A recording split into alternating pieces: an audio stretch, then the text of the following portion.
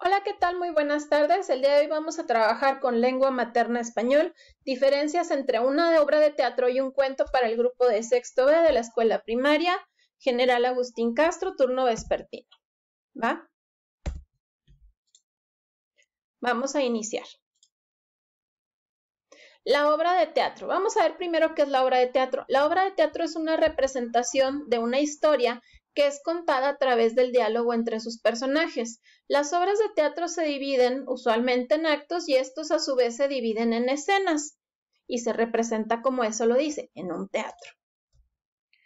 El cuento, por su parte, es una narración o un relato de sucesos que pueden ser reales o imaginarios que viven estos personajes. Sus partes son inicio, desarrollo, nudo y cierre o desenlace. En el desarrollo va el nudo, que es el conflicto del cuento, ¿sí? Ahora, en el cuento y en la obra de teatro, tanto en uno como en el otro, nosotros tenemos diferencias entre ellos. Vamos a ver ahora sí cuáles son estas. Primero, el cuento se conforma de un inicio, esta es su estructura, desarrollo, nudo y desenlace o cierre, que es lo mismo. Esta es la estructura del cuento, en tanto que la estructura de la obra de teatro es en actos y escenas, ¿sí? Por otro lado, el cuento se transmite de vía oral o escrita, en tanto que la obra de teatro, a diferencia del cuento, se representa a un público. Tiene que haber una audiencia, alguien tiene que estarlo observando y como su nombre lo dice, en un teatro, ¿verdad? El cuento, por su parte, es una narración de una acción ficticia y en la obra de teatro es un texto dramático. Ahí hay drama, ahí hay violines, ahí está la Rosa de Guadalupe. Se crean. Ya le aumenté yo eso. El cuento también está escrito en prosa, está escrito como un párrafo, como una narración, etc. Y la obra de teatro puede estar ya sea en prosa o también puede ir en verso, ¿sí? En el cuento hay una persona que juega un papel súper importante que es el narrador.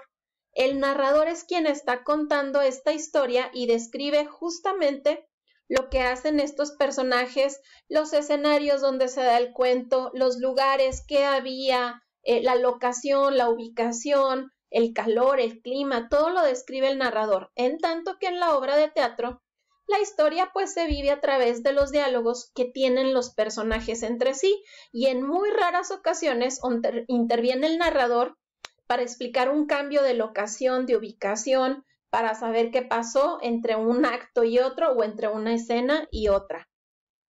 En el cuento también tenemos que su forma de expresión principal es la narración, en tanto que en la obra de teatro su forma de expresión es el diálogo. Otra vez, casi terminamos. El cuento, fíjense bien niños, el cuento utiliza la descripción para hacer énfasis en las situaciones importantes, es decir, describe cómo son las cosas, de qué color, en qué forma, quién, cómo, cuándo, cuál que lo vio, por qué. En tanto que la obra de teatro emplea acotaciones para describir acciones y escenarios, ¿sí? En sus acotaciones describe las acciones que se tiene que hacer la persona que va a actuar ese papel. Entonces, entre paréntesis, se mueve hacia la ventana y ya se voltea y se mueve hacia la ventana el personaje. Son las acotaciones para describir los escenarios afuera de la casa, afuera de la escuela, en el patio. Entonces, eso va entre las acotaciones y describe las acciones de los personajes y los escenarios. El cuento, por su parte, narra todo en tiempo pasado. El cuento emplea los verbos, sobre todo en pasado, es mayormente en pasado, en tanto que los verbos que emplea la obra de teatro están en tiempo presente porque en ese momento se están haciendo los diálogos. No está narrando en el pasado, está narrando en el presente que está ocurriendo en esta obra de teatro que están actuando. Bueno, pues hasta aquí son esas las diferencias entre la obra de teatro y el cuento. Espero que les haya gustado y bueno, nos vemos. Que tengan un excelente día. Ahora sí, realicen sus actividades.